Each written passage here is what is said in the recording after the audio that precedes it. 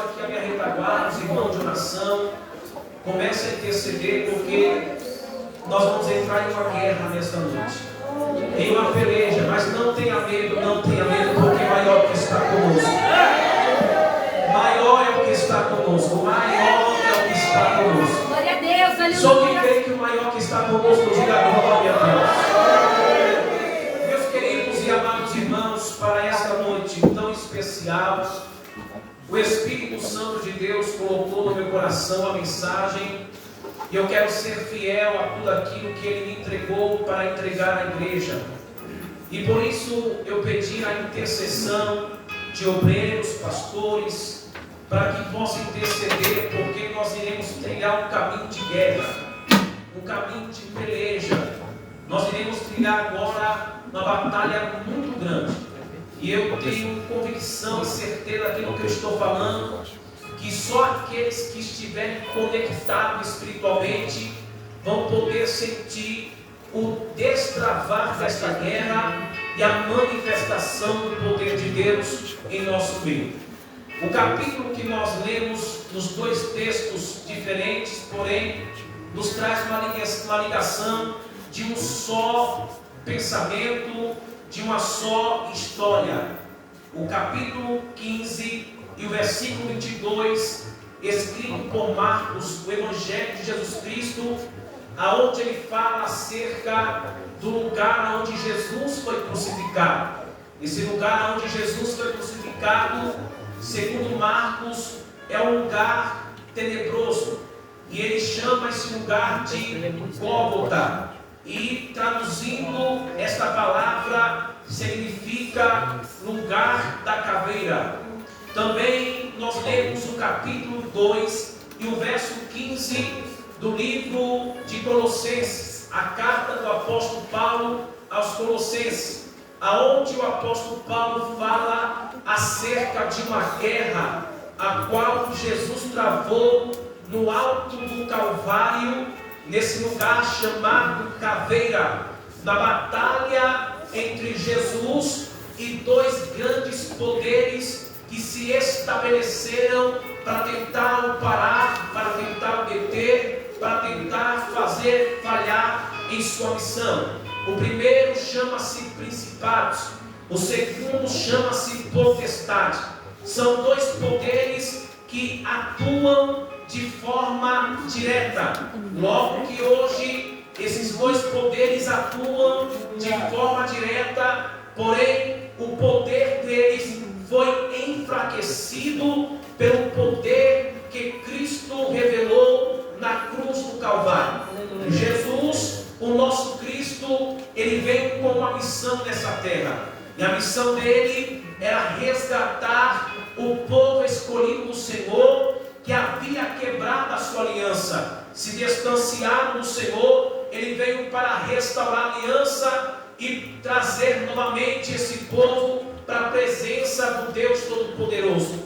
Jesus, ele veio com um objetivo, e aqui todos nós sabemos que o propósito maior de Jesus não era curar, não era libertar apenas, não era ressuscitar os mortos apenas. Porém, o propósito maior de Jesus aqui nessa terra, quando ele se colocou como sacrifício para que o Senhor Deus então pudesse novamente restaurar a intimidade e a aliança com o seu povo, era morrer na cruz do Calvário. E Jesus de fato cumpriu essa missão, morrer na cruz do Calvário.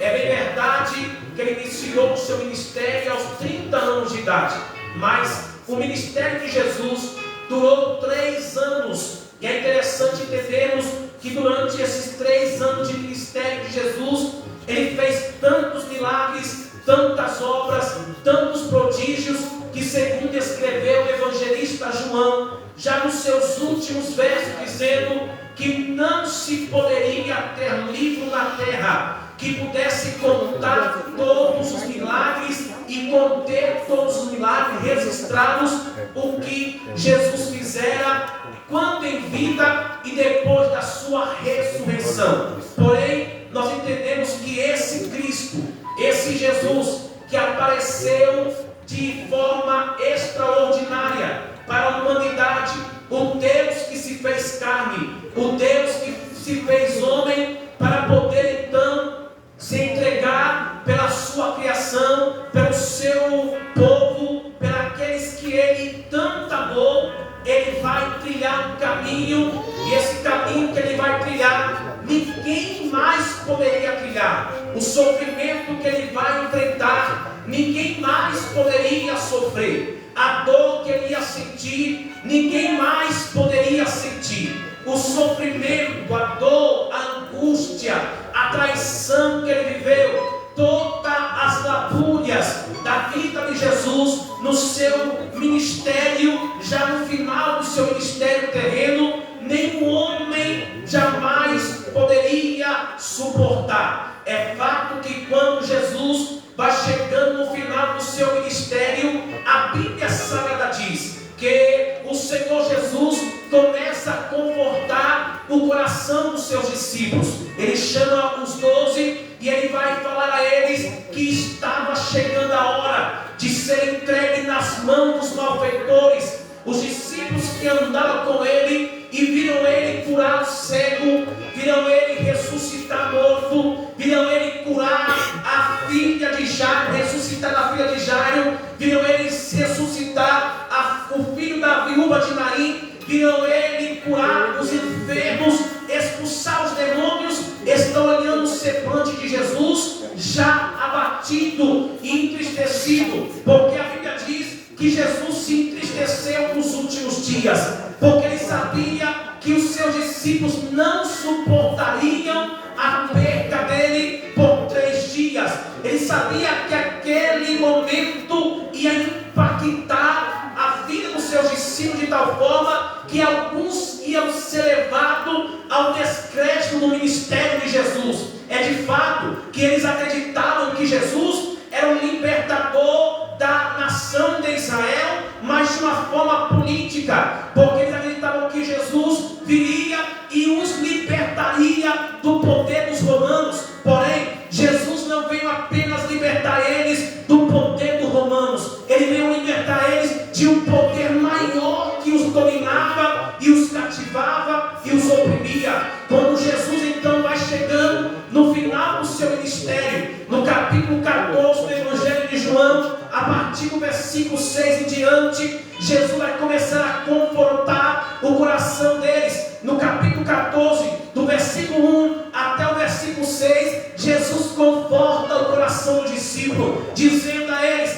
é chegada a minha hora. E eles, quando ouviram que era chegada a hora de ele morrer e de se entregar à mão dos malfeitores, eles vão se entristecer, e Jesus vai dizer a eles: ora, não ficais tristes, não perturbais os vossos corações, credes em Deus, credes também em mim. Na casa de meu Pai há muita morada. Eu vou para o Pai vos preparar lugar, mas um dia eu voltarei para onde eu estiver, estejais vós também. Depois daqueles dias, a Bíblia diz que vai se aproximando a festa, que era uma das maiores festas dos judeus, chamada Festa da Páscoa, que comemorava a saída do povo de Israel da terra do Egito. Naqueles dias, Jesus então chama os seus discípulos e diz a ele: vocês sabem que faltam 3 dias para a Páscoa, preparem a Páscoa, porque eu estou desejoso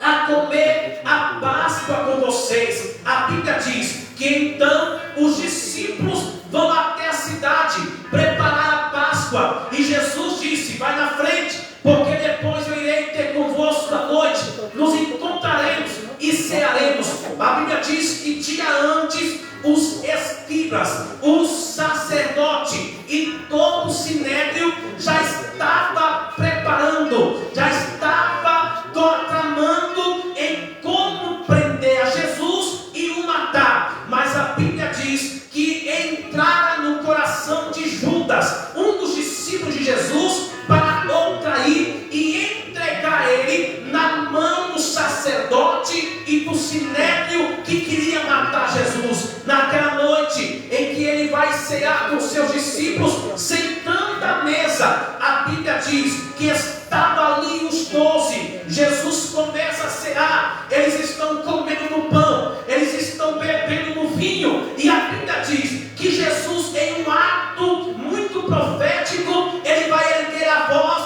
e vai dar a eles uma revelação que vai calar a todos. Quem sabe havia conversas ali acerca dos milagres de Jesus. Quem sabe está dizendo o que será que vai acontecer depois dessa Páscoa? O que será que Jesus vai fazer depois dessa Páscoa? De repente Jesus ergue a voz e diz a eles: entre vós há um que irá me trair, entre vós há o traidor. Todos ficaram tristes, todos ficaram calados, um olhava para o outro. E a Bíblia diz que um dos discípulos olhou para o discípulo mais amado. Quem era, pastor? João, o discípulo mais amado, o discípulo que tinha a intimidade de repousar a cabeça no peito de Jesus. Ele dá uma olhadinha para Pedro. Pedro olha para ele e faz sinal como que diz: pergunta para o mestre, quem é entre nós que irá traí-lo? Aí Jesus recebe essa pergunta: Senhor, quem de nós irá traí-lo? Jesus disse: não importa quem irá me trair, importa que cumpra-se toda a palavra do meu Pai. Naquele momento, a Bíblia diz que Jesus vai dizer a eles: eu darei ao que irá me trair um bocado do pão. Ele come o pão comigo na minha mesa. E a Bíblia diz que então Judas pegou do pão. E quando Judas pega do pão, o diabo entrou em Judas. O diabo entrou em Judas. Satanás entrou em Judas e colocou no coração de Judas que era hora de entregar a Jesus de Nazaré para o sinédrio. A Bíblia diz então que quando Judas olha para Jesus, depois de ter comido no pão e bebido no cálice, ele diz: Senhor, por acaso sou eu que irá te trair? Jesus disse: tu o disseste, vai depressa e faz o que tens que fazer. Os discípulos não entendiam a batalha, a guerra espiritual que estava acontecendo naquele momento. E o que aconteceu, pastor? Por os discípulos não entenderem essa guerra, essa batalha espiritual, a Bíblia diz que eles não perceberam que Judas havia saído para poder entregar a Jesus a traição. Pastor, o que aconteceu? Eles achavam que Judas havia recebido ordem de Jesus para ir dar comida aos mendigos, aos pobres. Naquela noite, enquanto Jesus continuou na mesa com os 11,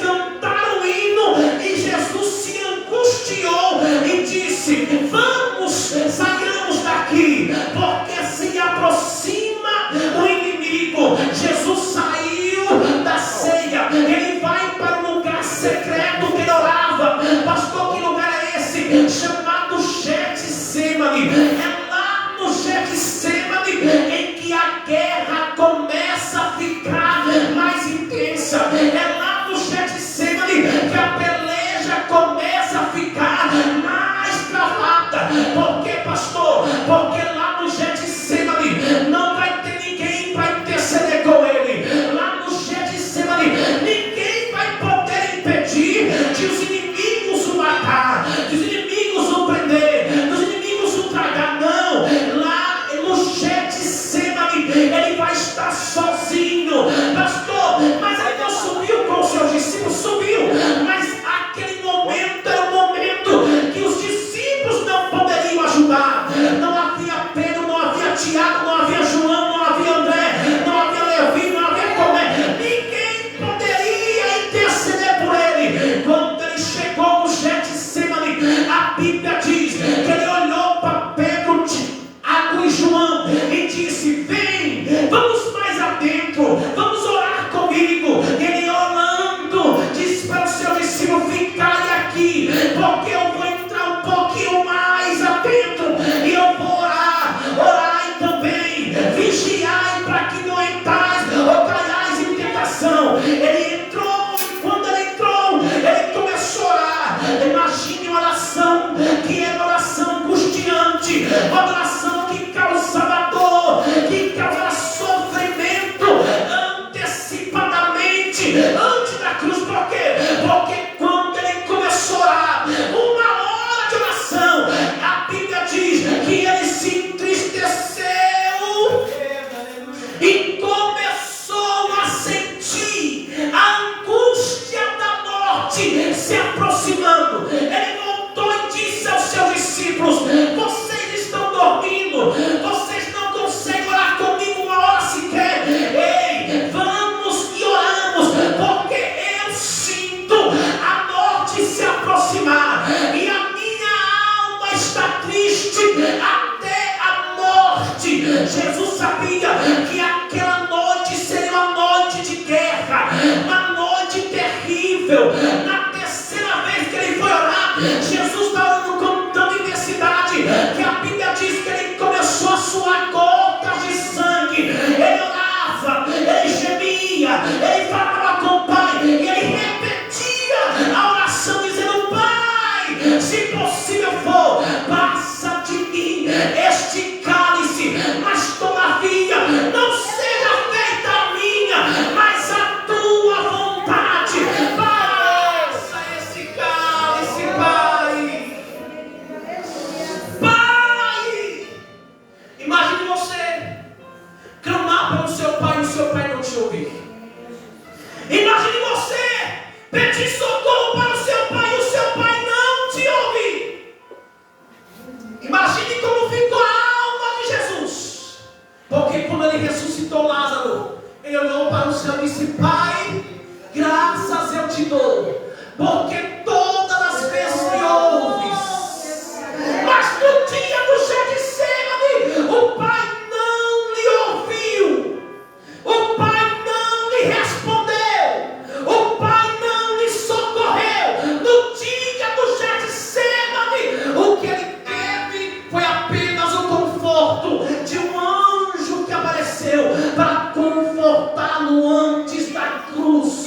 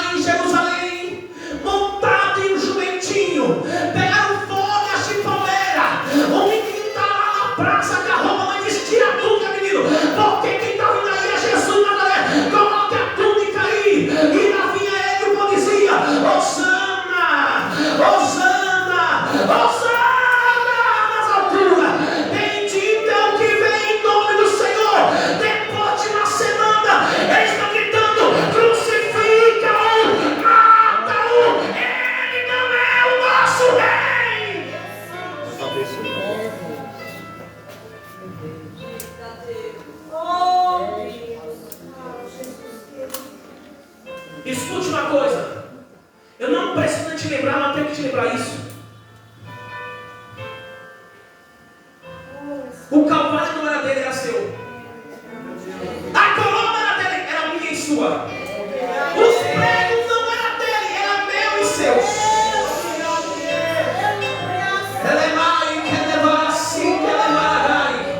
Olha aqui para mim. Eu sei que não precisaria te lembrar disso, mas eu tenho que te lembrar. O cuspe dos soldados romanos no rosto dele não era dele, era o meu e seu. Os murros que ele levou no rosto e desfigurou ele não era dele, eram meus e seus.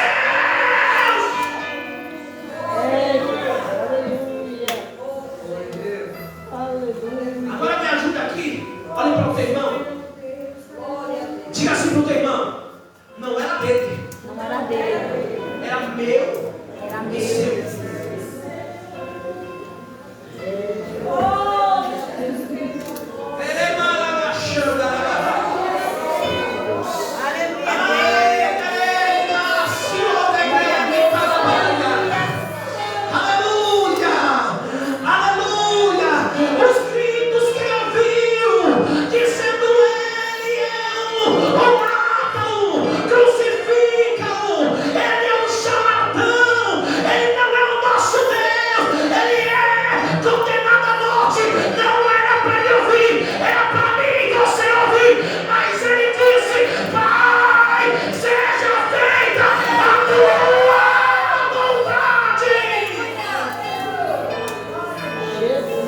Segura a mão do irmão. Segura a mão do irmão. Me ajuda aqui no retorno, por favor, meu querido. Mas segura a mão do teu irmão aí, segura. Segura a mão do teu irmão, segura. Eu preciso que você segure a mão dele. Ele te querebaia. Ele canta na macéria. Ele anda na macéria. Diga para ele assim, meu querido. Para que ficar de boca fechada? Para que ficar com essa cara feia? Para que ficar aí parado? Reage pelo amor de Deus. Ele tomou a cruz. É sua.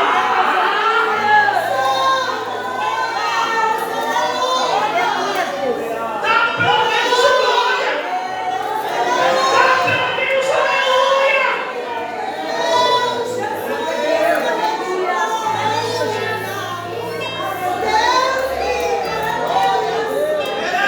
Ei, na sola da mãe.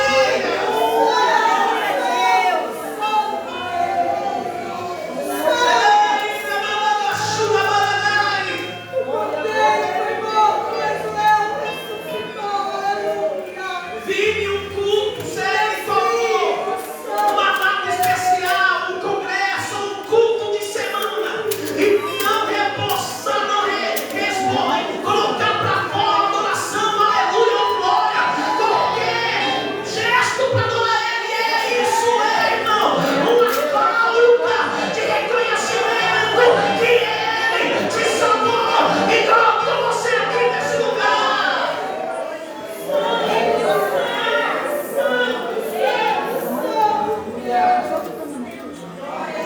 Jesus é preso, caminhando para o Gólgota. Quando ele chega no Gólgota, colocaram sobre a cruz, pregue suas mãos, pregue seus pés, e ergueram a cruz no alto do Gólgota, no lugar da caveira. Jesus vence 3 fortalezas que dominavam sobre o mundo, que dominavam sobre a humanidade. Antes da cruz, haviam 3 poderes que tinham poder sobre toda a humanidade. E eu vou dizer uma coisa: Adão não deu conta de destruir esses poderes. Abel não deu conta de destruir esses poderes. Abraão não deu conta de destruir esses poderes. Noé não deu conta de destruir esses poderes. Jacó, Isaac, José, Moisés,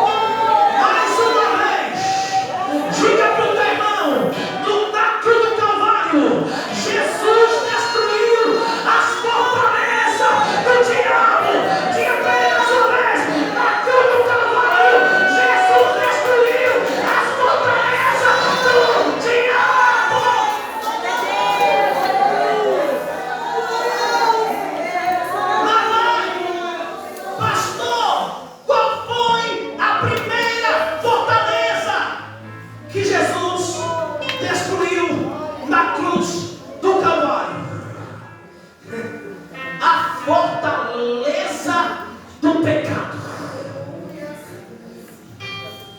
O pecado dominou desde Adão até João Batista.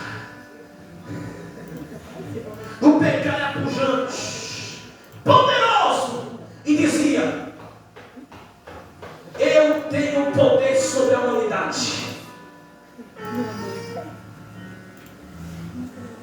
Eu domino a humanidade. Eu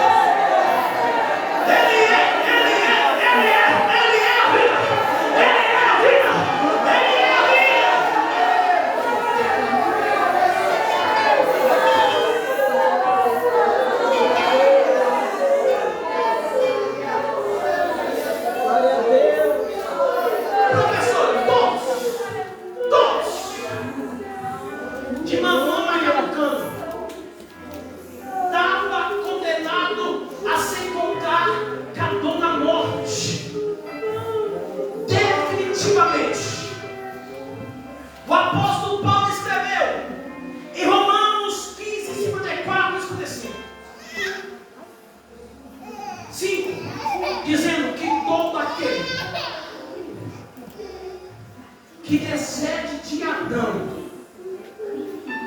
ele é herdeiro da morte. Aí vem Jesus, pregando para a multidão. A multidão para e olha a mensagem dele. Vocês comeram o pão que o vosso pai deu no deserto. Mas quem comer do pão que eu der, a minha carne, jamais morrerá. Jamais. Quem comeu? Quem comeu desse pão? Quem comeu desse pão? Quem comeu desse pão? Quem comeu desse pão? Aqui não está comendo, aqui não está comendo. Aqui não está comendo, aqui não.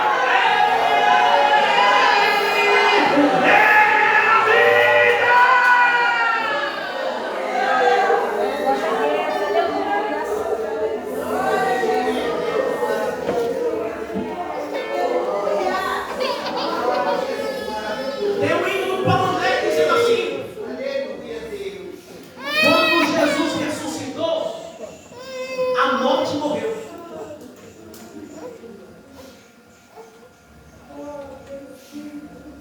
Porque a morte é terrível. Ela não escolhe grande, pequeno, rico, pobre. A morte matou os grandes homens da história. A morte matou Elvis Presley. A morte matou John Lennon. A morte matou os Beatles. A morte matou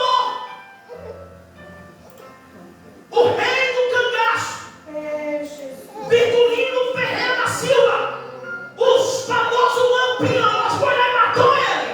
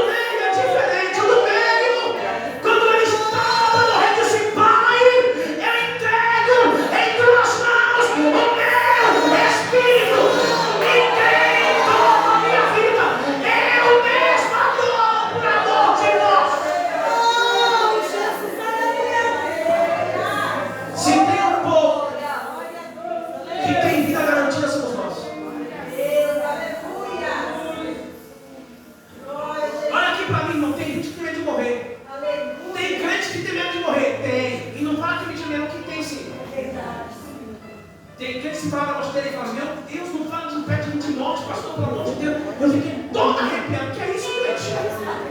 Que é isso? A morte não é nossa inimiga. A morte é uma transição dessa vida de sofrimento e provação para encontrar com Ele na eternidade.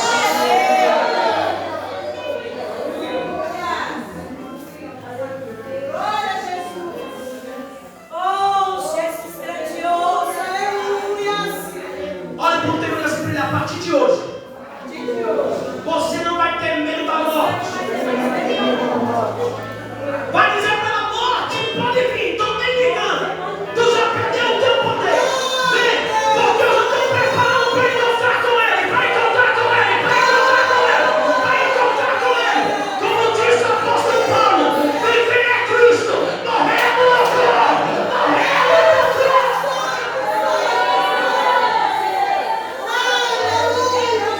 Ai, pastor, eu estou muito jovem para morrer, né? Se tu gosta de viver aqui, não é teu. Estamos aqui porque Deus quer. Mas quando findar o labor dessa vida, sabe o que Salomão escreveu? Salomão escreveu o seguinte: rico é feliz, é aquele que não nasceu ainda.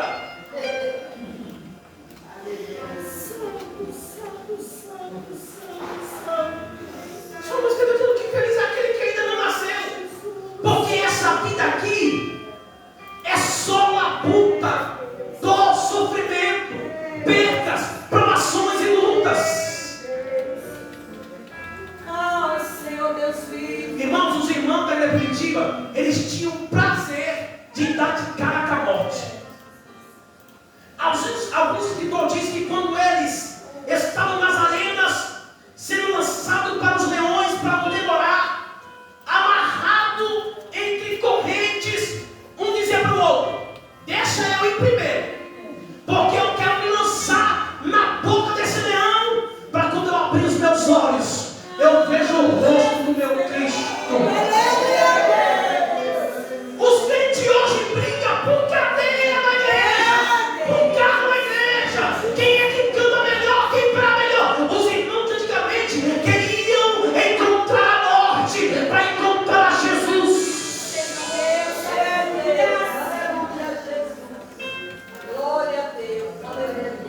Para encerrar,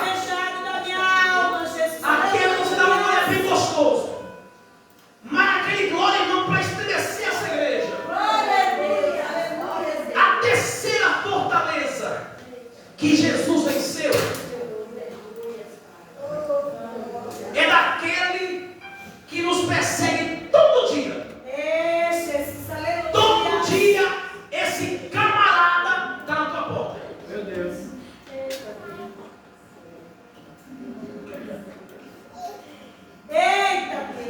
Acordou.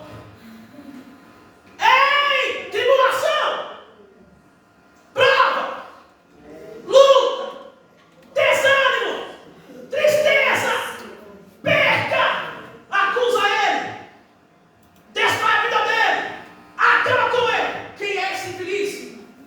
Satanás.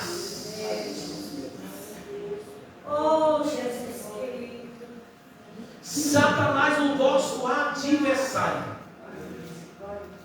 trabalha 24 horas por dia para te derrubar, para te entristecer, para te tirar da casa de Deus. Tem aquele dia que você diz assim: hoje eu vou para a igreja. Aí vai passando as horas, chega perto do horário da igreja, aí lá vem aquele cansaço, aquele desânimo. Talvez o marido encheu o saco, a esposa, misericórdia, já começou a falar no do homem, e aquele negócio sobe, daqui a pouco a discussão, daqui a pouco uma igreja, daqui a pouco uma desavença, daqui a pouco, luta, provação. Mas nem estava assim. O diabo disse: parei ele.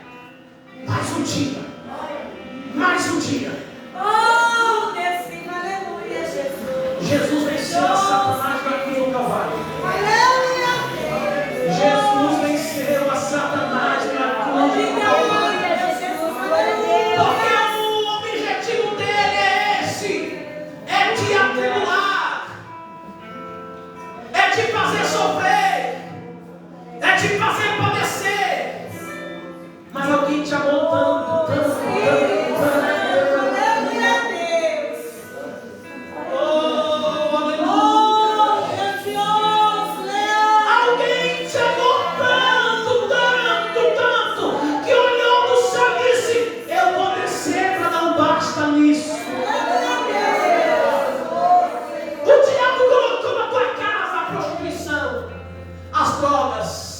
A bebida, Deus colocando tudo aquilo que é negativo, tudo aquilo que é destruidor, tudo aquilo que é maléfico, tudo aquilo que é inimigo na tua casa. E lá vem ele, o valente, mais valente do que o valente.